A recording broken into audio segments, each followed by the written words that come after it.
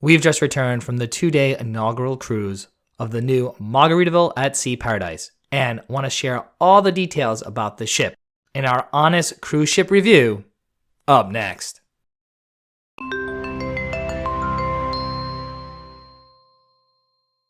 Welcome aboard, cruisers. I'm DB from Eat, Sleep, Cruise, where we help you see the world one port at a time. Now, as a couple that's been on close to 50 cruises, we've been on a variety of ships. But I'm not really sure anything could prepare us for our time on Margaritaville at Sea Paradise. Now, in total honesty, we really wanted to love this ship. We're big fans of the Margaritaville brand, the resorts and restaurants, and we really liked the partnership Margaritaville had with Norwegian Cruise Line that put a number of restaurants and bars on some of the Breakaway and Breakaway Plus class ships. Unfortunately, Margaritaville at Sea Paradise fell short for us in several areas. Now, in total transparency, we were actually guests of the cruise line at two events. We were on the media event and the inaugural 2-day cruise. But of course, all our opinions are our own. Now, we do realize Margaritaville at Sea Paradise is not a new ship. It's the former Bahamas Paradise Cruise Line's Grand Classica, and the ship was originally built for Costa Cruises and is over 30 years old. Still, the cruise line was touting that they spent millions of dollars to update the ship. So we thought we had reasonable expectations of what it would be like sailing on this vessel. So what we're going to do for this review is we're going to start with the things we really liked about Margaritaville at Sea Paradise, and then we'll go from there. Of course, if you have questions at all, please leave them in the comment section below, and we'll be happy to answer them. So why don't we get started on some of the venues that we really liked, and it starts on Deck 10, with the new 5 o'clock somewhere bar and grill. Located all the way aft on Deck 10, outside the Port of Indecision Buffet, you will find the al fresco area 5 o'clock somewhere bar and grill. Now, this outdoor area includes covered as well as uncovered seating. For us, this restaurant is exactly what we pictured when we heard Margaritaville at Sea was getting its own cruise ship.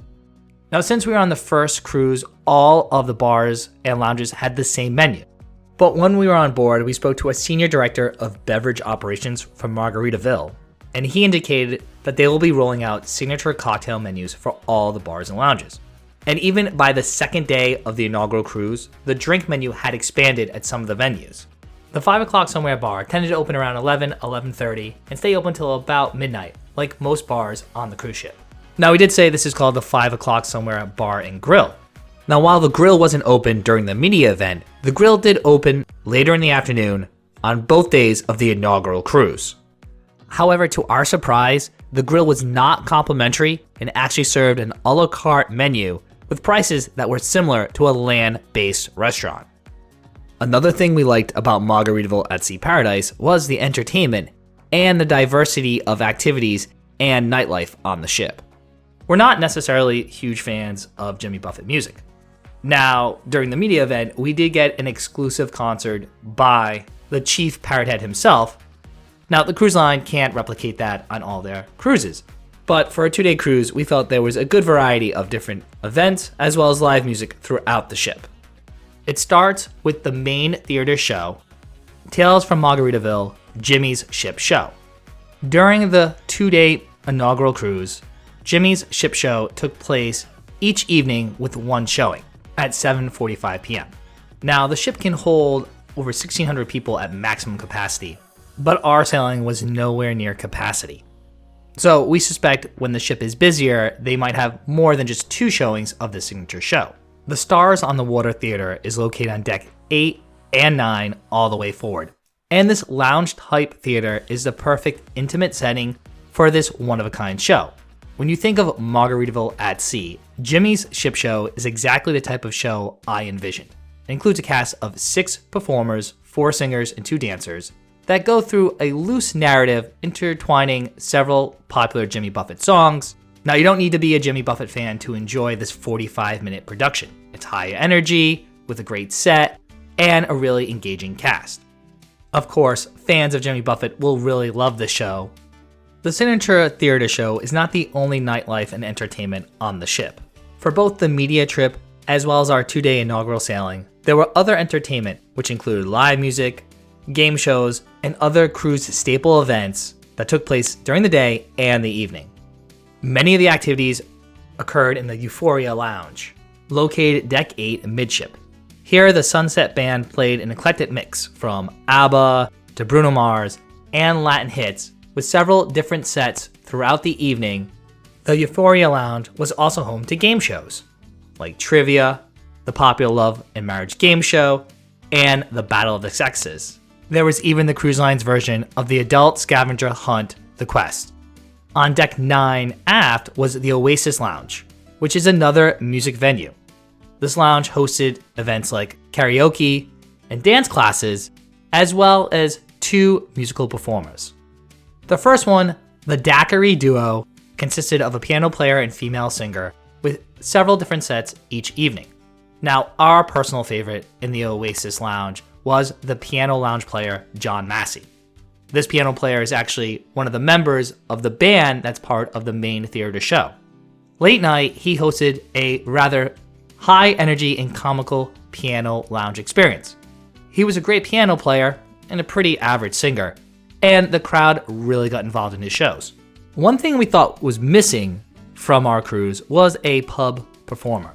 According to the Daily, there was supposed to be a guitar player that would perform sets in the 5 o'clock somewhere bar on Deck 10. Now, the 5 o'clock somewhere bar is the ideal location for such a performer.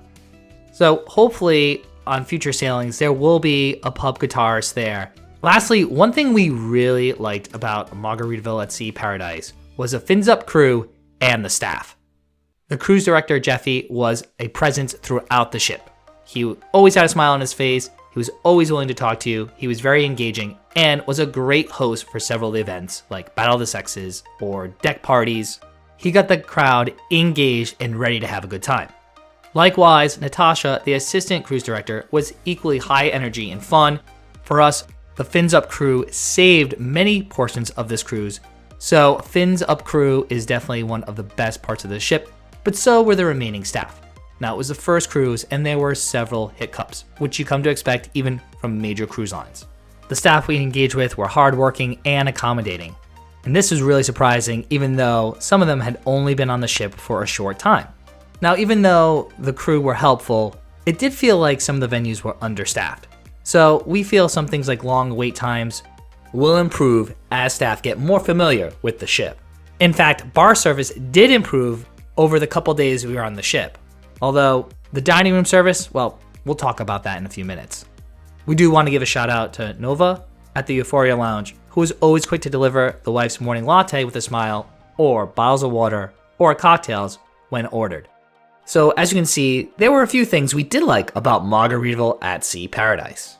And then there were a few things that we'd say were average or slightly below average when compared to other cruise lines. And one of them was the complimentary dining on the ship. During the day, the only complimentary dining option available is the Port of Indecision buffet. Now, in all fairness, the breakfast buffet was exactly what you would expect on any major cruise line. It had a variety of continental items, a custom omelet station, and several entree options from scrambled eggs, waffles, French toast, bacon, sausage, etc. However, at lunch, the buffet was a little bit of a letdown. The hamburger I had on the second embarkation day was overcooked, and the bread was stale, and the fried chicken lacked any flavor. We only had lunch at the buffet once during embarkation day on the inaugural cruise. Now, in all honesty, we did not eat at the buffet for dinner, so we can't comment on the food quality or preparation for that meal. Along with the buffet, the other complimentary option for dinner is the Fins Dining on Deck 8. This complimentary restaurant is a large main dining room and looks like any dining room you would find on a cruise ship. And while it didn't look like the main dining room was updated during the refurb, the decor was fine and fit well with the Margaritaville at Sea branding. During our cruise, Fins Dining served a sit-down dinner. Some of the menu items you'll find in the main dining room included prime rib, ginger glazed salmon, and jerk chicken, which are pretty typical cruise ship main dining room entrees. For our cruise, there were set dining times of 6 o'clock or 8:30. At embarkation, there was a dining and reservation desk where you could reserve a set dining time and try to get reservations for specialty dining. We reserved a 6 o'clock dining time and were given a reservation card. Although that didn't really seem to matter, because at 6 o'clock, a large line formed at the entrance of the Finn's dining, and the staff were just sitting individuals, regardless if they had an official reservation card or not. As you would expect, the first passenger sailing on a brand new ship, the service was extremely slow. The total dining experience took over 2 hours. We actually waited over 45 minutes for our drinks and close to an hour for our appetizer. But after that, the other courses did come at a more reasonable interval. For the first night of the inaugural cruise, I tried the short rib, which was actually pretty good. It was tender and flavorful. But our appetizers weren't all that well prepared, and our desserts were just okay as well. Now, we only dined in the main dining room once for dinner, so it's difficult to give a complete review based on this one experience. The staterooms on Margaritaville at Sea Paradise are another area where we give the ship mixed reviews.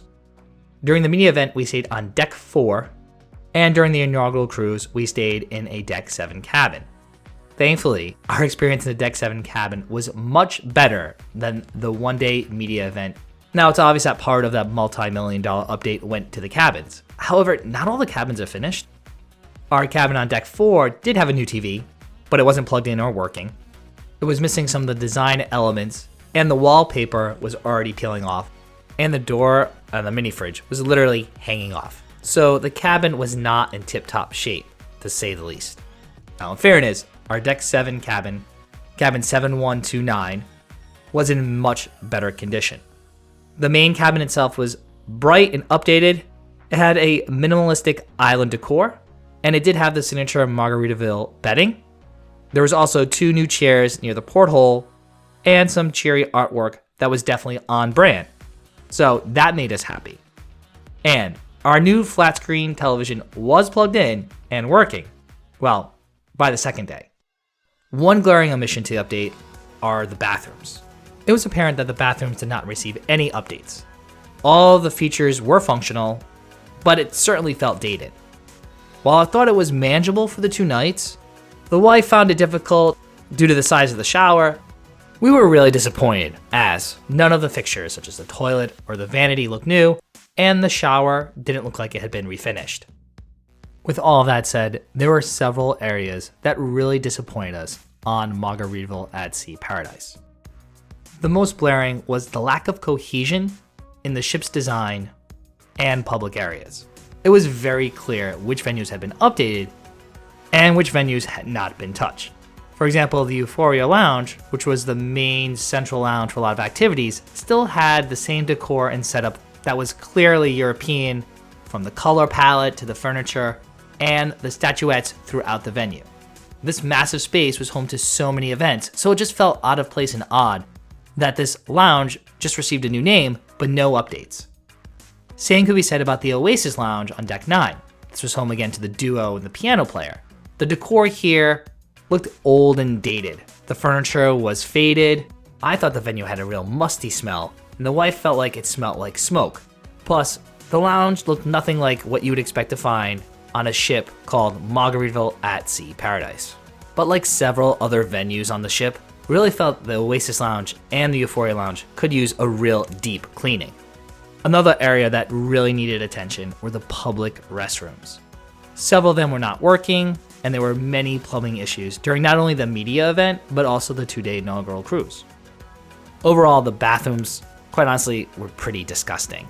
They didn't receive any updates. There was no new paint, no new toilets or sinks, or even new flooring. Plus, they needed a real deep cleaning.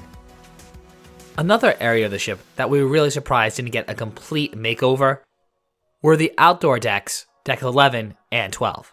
Now, of course, it costs a lot of money to update pools, but they could have done a little bit better job with, again, connecting the Margaritaville brand to the existing hardware on the ship. The main pool deck, midship Deck 11, was a hodgepodge of obviously older furniture and some new furniture. The central pool didn't look like it had been refinished, and the same was true for the aft pool, the Delta Only 12-volt pool, which was a tile pool in desperate need of refinishing. On Deck 12, there's also a sun deck, which features loungers all the way forward as well as overlooking the midship pool. But oddly, this deck has AstroTurf flooring, which was a bit of a turnoff for us. During the media event, the AstroTurf was wet the entire time. Not to mention, the deck plans label this as the jogging track, and I'm not really sure people would want to jog on the soggy AstroTurf early in the morning. Now, part of this AstroTurf was removed to create the 12-volt bar, so there's no reason why the cruise line couldn't rip up all of this flooring to have just a wood sun deck. There were other instances where you could see that there was some updating and branding. It was just like slapping a Margaritaville sticker on something. For example, the License to Chill bar, which is located near the main pool, literally just has a new sign. In fact, as you're walking towards that bar from midship, the old plunge pool bar sign is still visible. Hopefully some of these issues will be resolved as the ship continues sailing and the company is continuing to update the public venues. Now, Deck 9 is home to the Margaritaville coffee shop, as well as the Frank and Lola's pizzeria. And speaking to some of our friends who had sailed on the ship before the makeover, they indicated that area looked almost exactly the same. Some updates that were nice was the additional retail and shopping on the cruise ship. There were several Margaritaville themed stores, including a shoe store, a clothing store, and a logo shop.